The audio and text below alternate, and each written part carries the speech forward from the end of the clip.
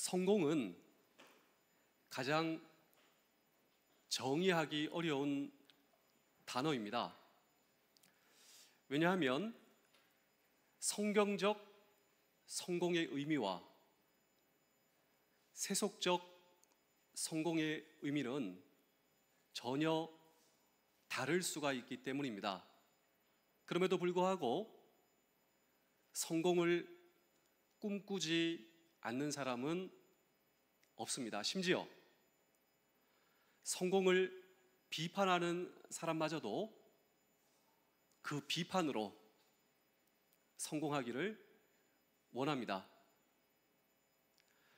성경을 보면 성공이란 이야기를 하지 않습니다. 그 단어도 나오지 않습니다.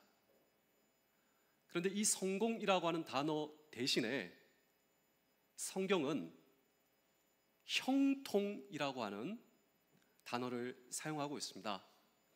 오늘도 이곳에 우리 많은 장병 여러분, 군가족 여러분, 성도 여러분, 오늘 저와 여러분들은 이 형통이라고 하는 단어를 어떻게 정의하시나요? 정말 우리는 형통을 소망합니다. 그런데 형통이라고 하는 이 단어의 의미는 나에게 어떻게 정의되는가? 그런데 오늘 이 성경 본문을 보시면 형통한 한 성경의 주인공이 나오는데 이 주인공의 이름은 요셉이었습니다. 요셉은 정말 형통한 삶을 살았습니다. 오늘 이 성경 본문 우리 창세기 39장 2절의 말씀을 다 같이 한번 읽어보겠습니다. 시작. 여호와께서 요셉과 함께 하심으로 그가 형통한 자가 되어 그의 주인 애굽 사람의 집에 있으니. 자, 여기 보시면 분명 요셉은 형통하였는데 이 형통이라고 하는 단어를 성경 원어 이 히브리어에 보시면 이 형통이라는 단어가 짜라우 되어 있습니다. 짜라우. 그런데 이 짜라우는 제가 이 원문을 분석해 보니까 군대 용어더라고요. 군대 용어. 한번 마음속에 한번 여러분 추측해 보십시오. 성경의 형통, 이게 군대 용어, 오늘날 사용되고 있는 군대 용어인데 도대체 이것이 무엇이냐면 놀랍게도 돌격이라고 하는 의미를 가지고 있습니다. 우리가 훈련을 하면서 우리가 해병 장병으로서 돌격, 그런데 한번 생각해 보실까요? 왜 돌격을 하는가? 돌격은요, 공동체 살리기 위해서예요. 여러분, 사실 이 군인이 아주 중요한 순간에 돌격이라고 하지 않습니까? 부대를 성공시키고 공동체를 살리고 이롭게 하기 위해서. 다시 말하면 이 성경의 형통의 의미는 나만 성공하는 것이 아니라 공동체를 살리는 성공이 성경에서 이야기하는 형통이다. 그런데 요셉이 그런 형통한 사람이 되었다라고 하는 것입니다. 그래서 제가 이 요셉이라고 하는 사람의 형통을 오늘 설교하려고 하는데요, 사실 요셉의 인생의 출발은 그는 공동체에서 원래 미움받는 사람이었습니다. 여러분, 이 요셉을 향하여 성경은 여호와 하나님께서 요셉을 형통케 하셨다. 또 주인이 그를 보고 형통케, 사람의 형통을 입고 하나님의 형통을 입고 공동체를 살리고 이롭게 하는 사람. 그런데 이 요셉의 원래 출발은 공동체에서 미움받는 사람이었어요. 사실 그는 공동체를 살리고 공동체를 이롭게 하는 사람. 그런데 요셉의 출발을 한번 보실까요? 우리 창세기 37장 9절입니다. 함께 읽겠습니다. 시작. 요셉이 다시 꿈을 꾸고 그의 형들에게 말하여 이르되 내가 또 꿈을 꾼즉 해와 달과 11별이 내게 절하여야 되다. 이게 미움받는 그 미움의 시작이었습니다. 그 형제들이 11명, 그 11명의 해달 별, 그것이 통칭하는 것이 무엇이냐면 형제들, 형님들이 나에게 절할 것입니다. 그 말 듣고 형들이 분노하기 시작하는 거예요. 네가 뭔데? 그래서 공동체에서 요셉이 미움받게 된 그 계기는 요셉의 꿈이었다. 그리고 공동체에서 미움받고 괄시받는 요셉의 출발. 그래서 창세기 37장 5절을 보실까요? 함께 읽겠습니다. 시작. 요셉이 꿈을 꾸고 자기 형들에게 말하며 그들이 그를 더욱 미워하더라. 여기 보시면요, 공동체에서 가장 가까운 사람들에게 그를 더욱더 미워하였더라. 이것이 바로 요셉의 공동체 생활의 시작이었다라고 하는 것입니다. 이것 때문에 형들에게 공동체의 질투와 미움을 받게 되고 마침내 자기 형들에 의해서 죽음의 구덩이에 던져지는 인생. 그래서 저는 이 요셉의 인생을 가리켜 구덩이 인생, 공동체에서 미움을 받고 심지어 너는 죽어야 한다, 구덩이에 던져진 인생, 이것이 바로 요셉의 인생이었다라고 하는 것입니다. 창세기 37장, 요셉의 인생의 출발에서 말이죠. 그런데 창세기 38장, 창세기 39장에 이르러서 공동체에서 미움받고 있는 이 요셉을 성경은 전혀 다르게, 그래서 우리 오늘 본문 창세기 39장 3절의 말씀을 다시 읽겠습니다. 시작. 그의 주인이 여호와께서 그와 함께 하심을 보며 또 여호와께서 그의 범사에 형통하게 하심을 보았더라. 여기 보시면 형통한 인생, 여호와 하나님께서 요셉을 형통케 하셨다. 요셉을 통하여 공동체를 살리고, 그러니까 요셉에게 요셉, 너 돌격, 너를 통해서 너의 가정과 나라와 가문과 나라를 이롭게 하고 살리는 하나님의 형통을 경험한 사람. 여기서 우리는 하나의 질문을 던지고자 하는 것입니다. 두 가지 질문인데요, 어떻게 구덩이 인생이 형통한 인생이 될 수 있었는가라고 하는 질문을 오늘도 우리는 이 성경 본문 속에 던지고, 이런 역전의 드라마가 가능할 수 있었던 이유를 성경은 두 가지로 분명히 밝히고 있습니다. 한번 생각해 보실까요? 구덩이 인생에서 형통한 인생, 이런 역전의 드라마를 쓸 수 있었던 요셉의 인생의 그 이유는 도대체 무엇이었는가라고 하는 질문을 오늘도 우리는 이 성경 본문 속에 묻고 함께 주의 음성을 들을 때 첫 번째로 여호와께서 함께 하셨기 때문이다. 성경은 분명히 밝히고 있습니다. 구덩이 인생의 주자 요셉이 형통할 수 있었던 원인, 이 원인에 대해서 성경은 분명하게 명시하고 있는데, 우리 다 함께 창세기 39장 3절을 읽겠습니다. 시작. 그의 주인이 여호와께서 그와 함께 하심을 보며 또 여호와께서 그의 범사에 형통하게 하심을 보았더라. 자, 가장 중요한 키워드가 나오고 있습니다. 요셉의 인생의 형통의 가장 중요한 키워드, 그것은 하나님께서 함께 하셨다라고 하는 것입니다. 그래서 제가 이 성경 본문을 계속 보고 제가 요셉을 생각하는 거예요. 그리고 요셉과 함께 하신 하나님, 어디서 하나님께서 요셉과 함께 하셨냐면 보디발 집에서, 또 조금 있다 가면 감옥에서, 또 구덩이에서. 자세히 보시면요, 요셉의 환경은 계속 변해요.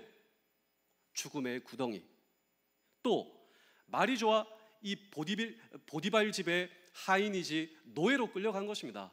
그 환경이 또 바뀌어요. 또 거기서 있다가 감옥으로 이 요셉의 환경이 바뀐다라고 하는 것이죠. 그럼에도 불구하고 변하지 않는 것이 있었는데, 그 변하지 않는 것은, 환경은 변하지만 요셉과 함께 하신 하나님은 변하지 않으셨다라고 하는 것입니다. 그래서 창세기 39장 21절도 함께 읽겠습니다. 시작. 여호와께서 요셉과 함께 하시고 그에게 인자를 더하사 간수장에게 은혜를 받게 하시며. 자, 환경은 계속 변하고 있어요. 그런데 변하지 않는 것, 그것은 요셉과 함께 하신 하나님, 이 나와 함께 하신 하나님을 향한 믿음과 확신은 변하지 않았습니다. 우리 사랑하는 성도 여러분, 장병 여러분, 군가족 여러분, 저와 여러분들의 환경은 달라질 수 있어요. 그리고 세상 사람들은 우리의 환경을 보고 성공을 이야기할 수도 있지만, 정말 중요한 것은요, 우리의 환경은 계속 달라진다라고 하는 것입니다.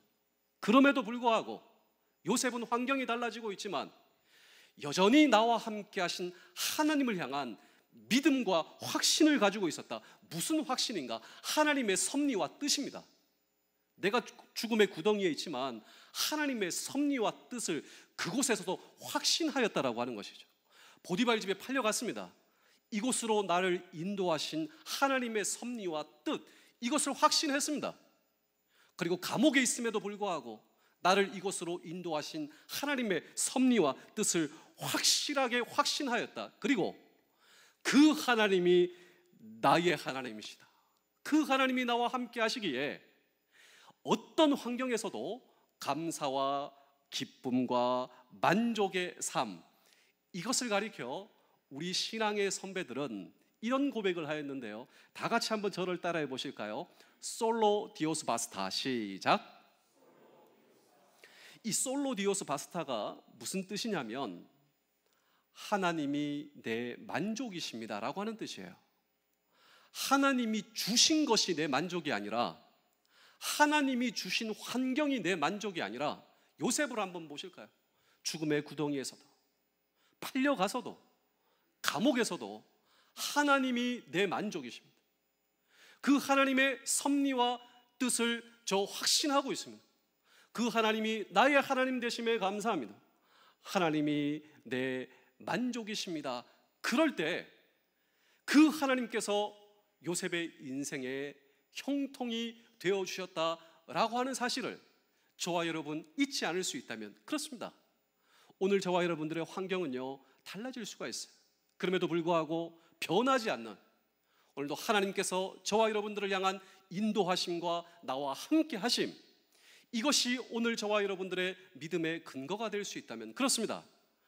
요셉의 하나님이 오늘 저와 여러분들의 동일하신 하나님, 그 하나님께서 우리의 남은 삶을 책임져 주신다라고 하는 사실을 잊지 않는 저와 여러분 되실 수 있기를 주의 이름으로 축복합니다. 그래서 우리 옆에 있는 분들하고 이렇게 한번 인사하겠습니다. 솔로 디오스 바스타. 시작. 솔로 디오스 바스타. 하나님이 당신의 만족이십니다.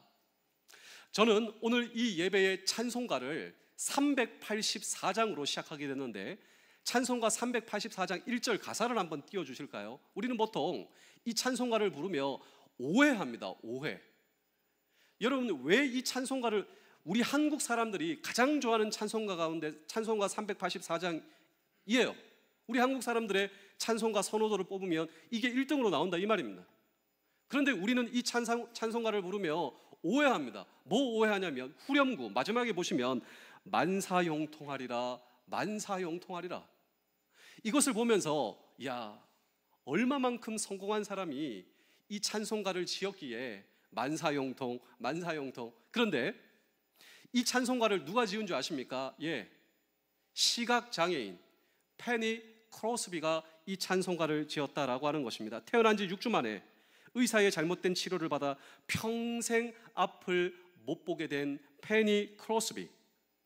그런데 이분이 찬송가 8,000개를 넘게 짓게 되었다라고 하는 거예요. 사실 이 시각장애인이 되면 피할 수 없는, 여러분, 이 가난이 있죠. 가난. 평생 가난하게 살았어요.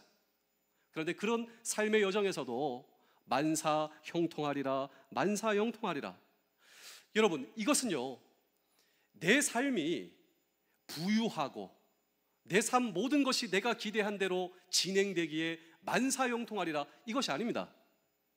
비록 내 삶에 가난과 역경과 눈물과 어려움이 있다 할지라도 내 인생의 길과 진리와 생명 되어주시는 주님이 나 앞을 못 봅니다. 그런데 나의 길과 진리와 생명 되어주신 주님, 그 주님을 확신하고 믿음으로 나아갈 때 그 주님께서 내 인생 책임져 주실 줄로 믿습니다 라고 하는 믿음의 고백, 나의 갈 길 나가도록. 그래서 이 페니 크로스비의 찬송가가 많은데요, 이분의 가사를 보시면 길이 많이 나와요. 길. 그런데 실상 이분은 길을 못 보거든요.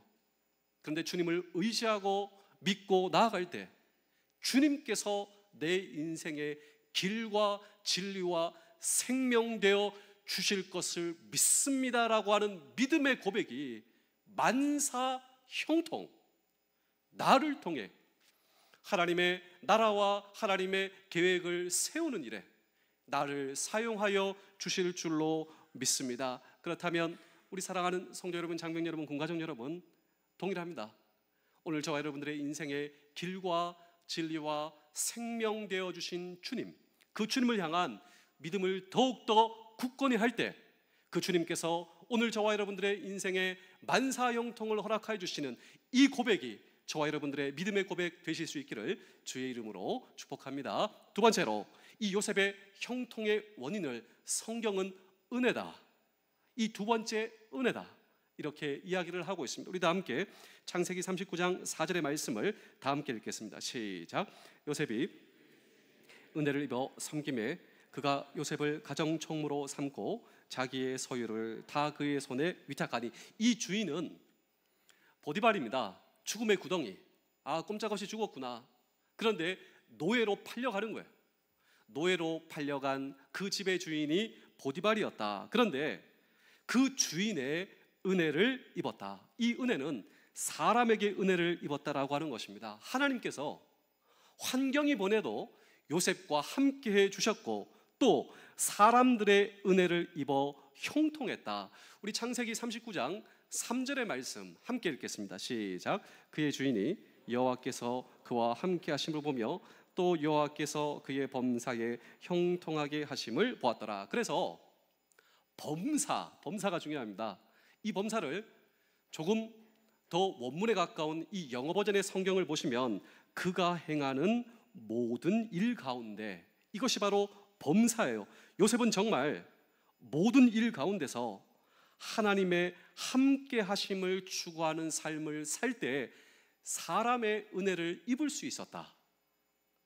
나에게 맡겨주신 모든 일들이 있지 않겠습니까? 여기서 하나님이 함께 하시는 삶을 추구하는 요셉을 오늘 저와 여러분 보실 수가 있어야 한다라고 하는 것이죠. 그런데 나를 불러주신 모든 그 삶의 현장에서 하나님이 함께 하시는 삶, 그 삶을 사는 것을 가리켜 종교개혁자들은 코람데오, 이 코람데오는 두 가지 단어의 합성어로, 코람은 앞에서, 데오는 하나님. 근데 여기서 끝나면 안 됩니다.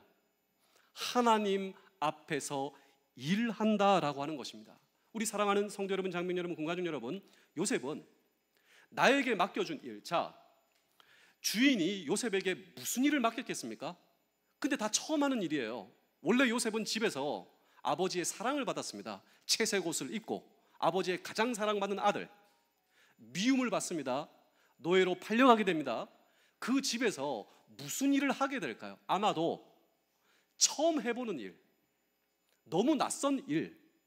그런데 그 모든 일 가운데 하나님의 함께 하심을 추구하며 일하는 삶, 이것은 하나님께서 나를 보고 계시다.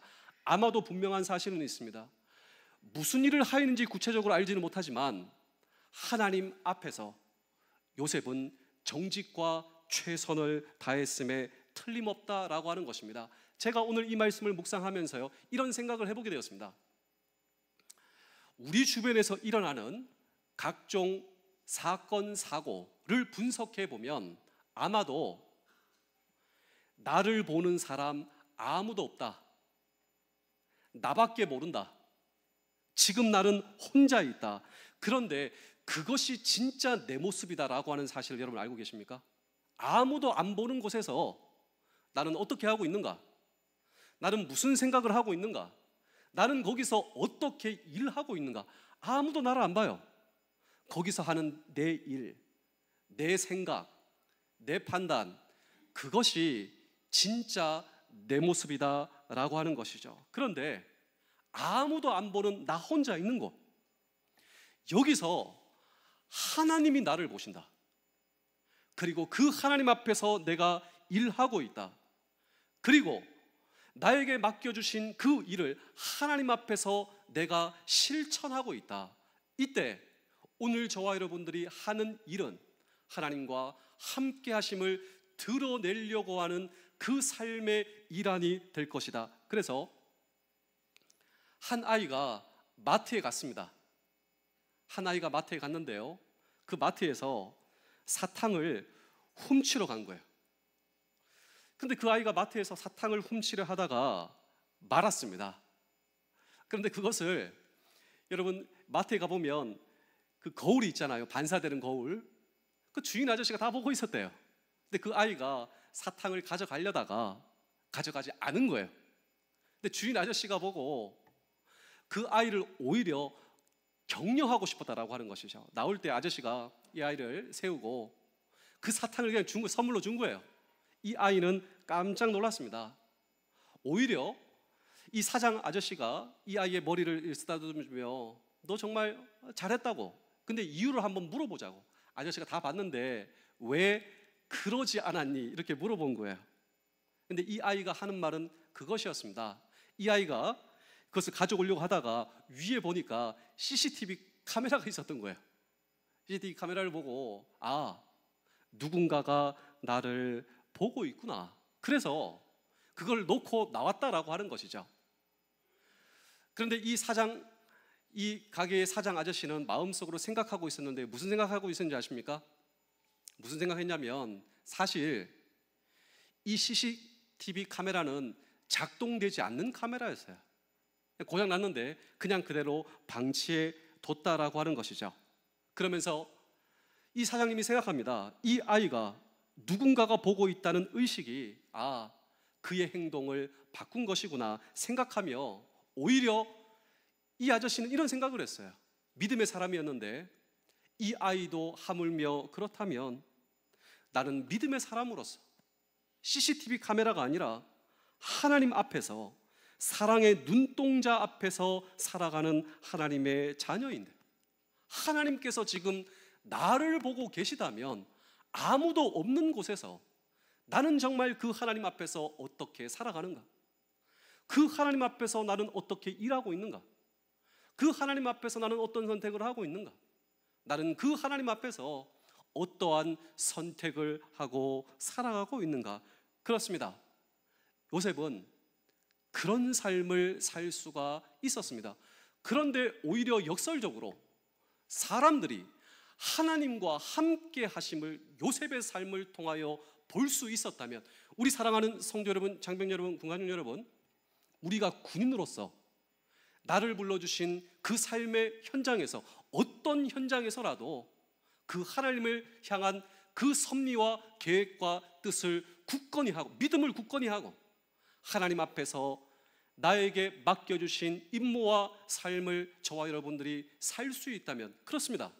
오늘 저와 여러분들의 삶 가운데서도 생각하지 못한 여러분 사람의 은혜, 우리가 사람의 은혜를 입으려고 그렇게 하는 것은 아니지만 하나님께서 저와 여러분들의 삶에 채워주시는 하나님의 은혜가 풍성하다라고 하는 사실을 잊지 않는 우리 모두가 될 수 있다면 그렇습니다.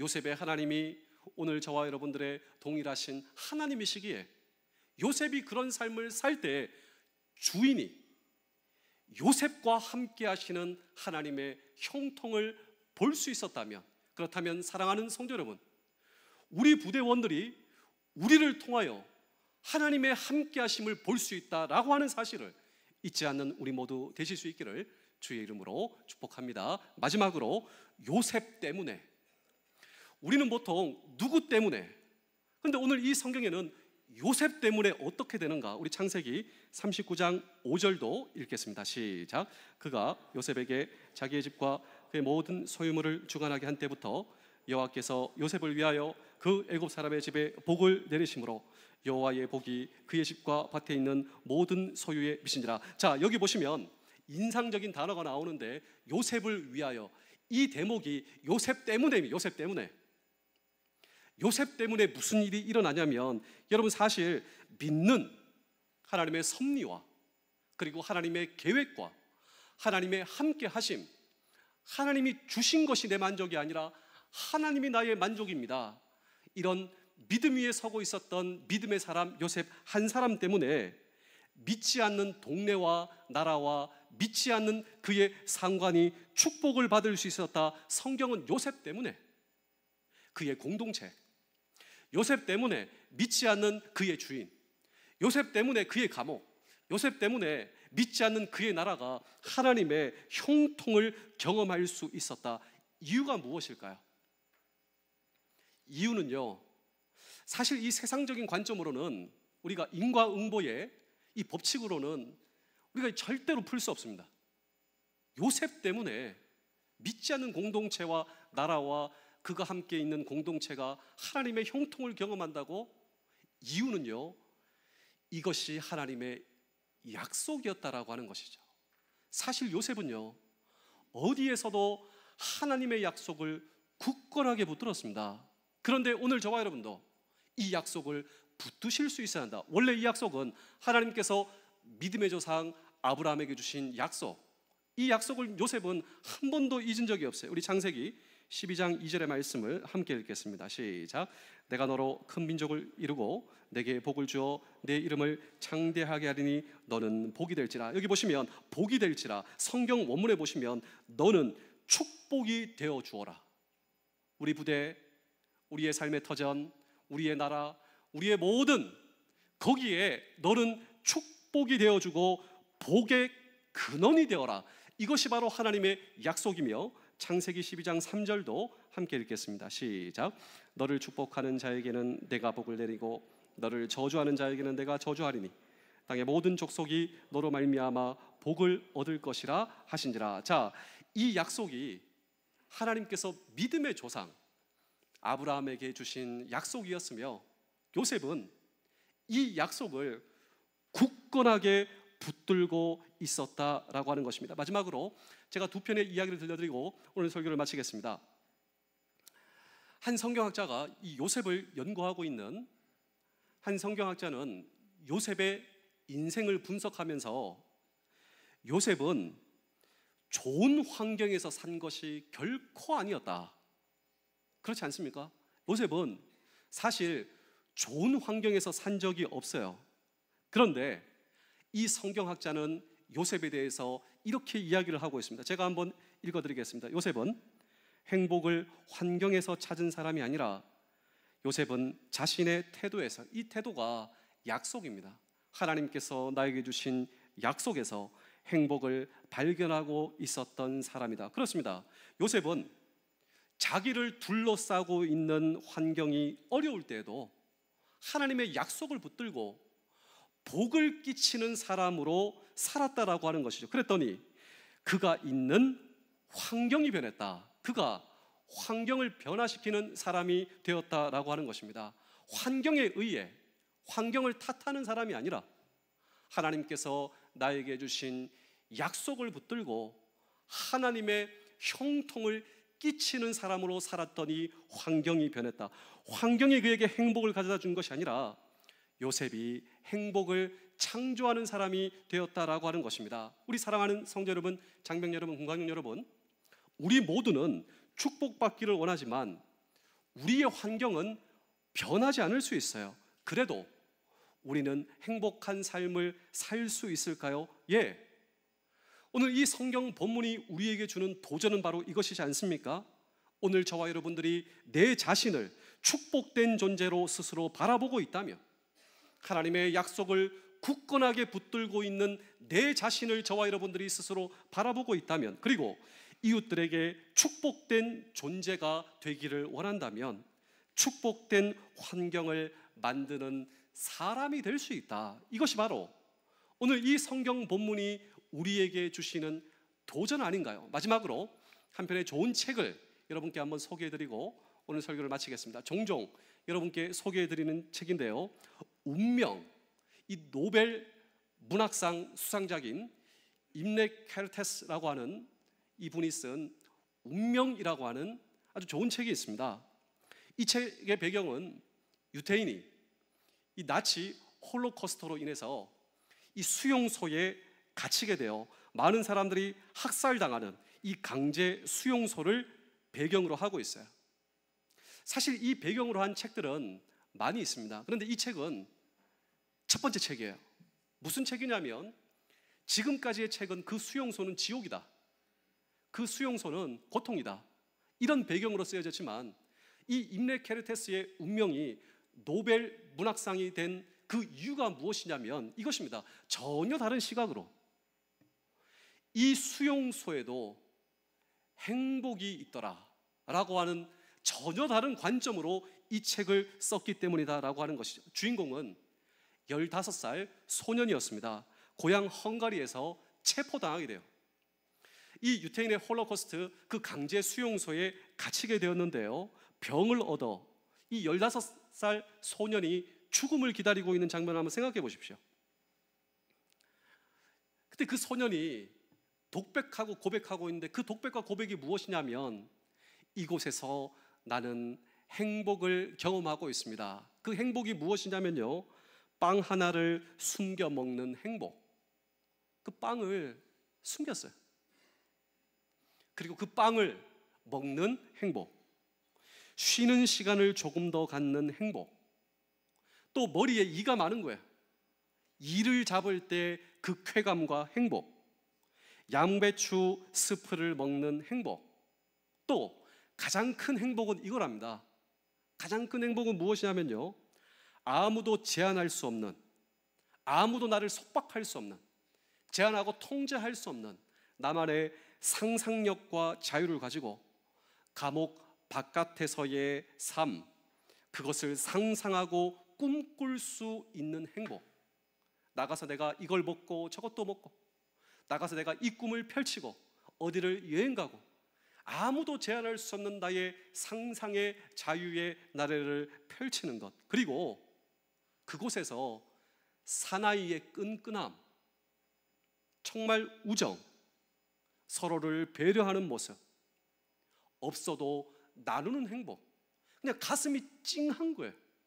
나는 절망이다 생각했는데 누군가가 나를 격려해주고, 내가 정말 배고파서 아무것도 할 수 없을 때 나를 위해서 기도해주는 누군가, 내 손을 잡아주는 누군가, 그리고 뭉클함과 감동, 그 나눔의 행복. 시간이 흘러 이 소년이 살아 해방되었습니다. 이 소년이 생존자가 되었어요. 고향으로 돌아왔어요.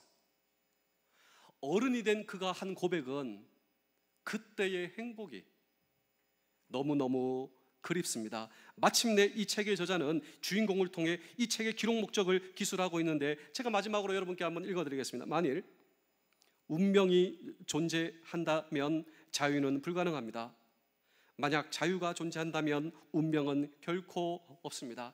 우리 사랑하는 성도 여러분, 장병 여러분, 공가족 여러분, 환경 때문에 불행하다 이제 말하지 마십시오. 내가 환경을 창조할 수 있는 사람이다 이제 말하십시오. 여러분, 이런 선택을 한 사람이 믿음의 사람 요셉이 아닙니까? 그는 환경 때문에 불행하다 말하는 사람이 아니라 내가 환경을 창조할 수 있는 사람, 그리고 하나님이 나의 하나님이시기 때문에 그 하나님의 섭리에 의해서 나는 하나님과 더불어 나아가는 사람이 나라고 하는 존재다. 그는 정말 하나님의 약속을 붙드는 사람이 아니었습니까? 여러분, 요셉이 형들에게 복수심을 꿈꾸며 평생을 살 수도 있었습니다. 그는 사실 권력자가 되었어요. 형들에게 복수할 수도 있었습니다. 또 여러분, 그 노예 팔려 죽음의 구덩이에서 그 노예로 팔려갔다고 했잖아요. 그런데 권력자가 되어서 자기를 무고한 그 보디발의 아내, 복수심으로 평생 살 수도 있었고 복수할 수도 있었습니다. 또 술장관의 꿈을 해몽해줬잖아요. 그런데 그 모든 은혜를 잊은 그 사람에게 복수할 수도 있었습니다. 그리고 이 모든 환경은 사실 여러분, 형통한 환경은 아무것도 없었다. 그런데 요셉은 복수와 미움을 선택한 것이 아니에요.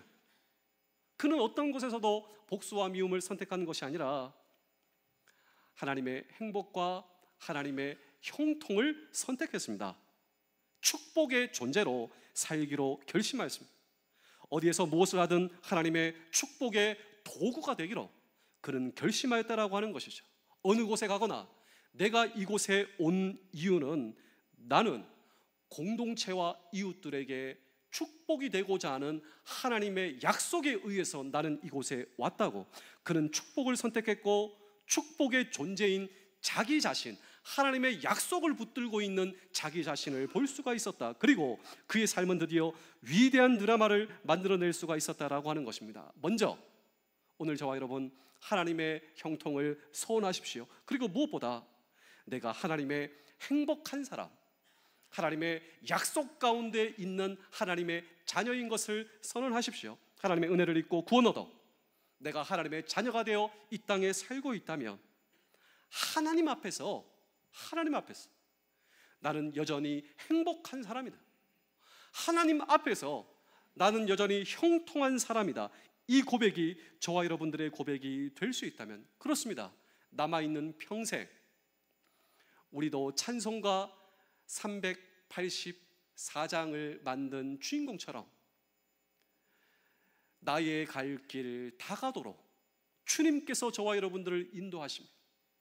만사 형통의 삶이, 그리고 이 고백이 저와 여러분들의 고백 되실 수 있기를 주의 이름으로 축복합니다. 기도하겠습니다. 오늘도 나를 보시는 하나님 아버지, 나의 일거수일투족을 알고 살피시니 감사합니다. 주님이 나를 보고 계시다는 말은 나의 모든 형편을 아신다는 뜻입니다. 말하지 않아도 아시는 아버지, 지금 주님 앞에 나아가오니 오늘도 나를 도와 주시옵소서. 점점 타락하고 각박해지는 이 세상을 사는 우리를 도와주시며 예수님을 믿고 사는 것이 점점 어려워지는 이 땅에서 살 수 있는 은혜를 허락하여 주시옵소서. 유혹이 더욱더 많은 이 시대, 많은 사람들이 하나님이 아닌 것을 권하고 그게 성공의 길이라고 말하지만 그 말들에 설득되지 않기를 원합니다. 모두가 그 길로 가고 나 혼자 예수님의 길로 갈 때 흔들리지 않게 하시며, 세상이 나의 판단을 어리석다 할 때 단호히 믿음으로 거절하게 하시사, 세상이 나를 연민의 눈으로 볼 때 불안해하지 않게 하시고, 세상을 거스르는 일을 결코 쉬운 일이 아님을 명심하게 믿음으로 알게 하여 주옵소서. 내가 세상과 싸울 때 함께하여 주시사 사람들의 기준이 아니라 하나님의 기준을 선택하겠습니다. 나의 손을 잡아 이끌어 주시며 나의 주 예수 그리스도의 이름으로 기도하옵나이다. 아멘.